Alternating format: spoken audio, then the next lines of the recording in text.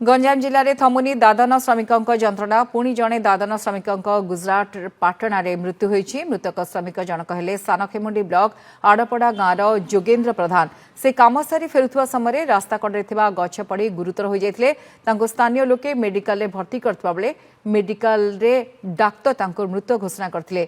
Police शव जबत कर व्यवच्छेद पर परिवार को हस्तांतर करिछि। आंबुलांस जोगे निज भिटामाटी आड़पड़ा आनी गाँ मशान शेषकृत्य संपन्न करा जायछि। गरीब परिवार होइथिबारु सरकारी सहायता जोगाई देबाकू दाबी करछन्ति परिवार लोके। गुजरात पाल्टना सहर काम करथिले को आश्रम रे बात्या जन तो कौन से प्रकार आसी गोटे गछटी ऊपर पड़ी डेथ हो पहर दिन संध्यार आम खबर पाइल।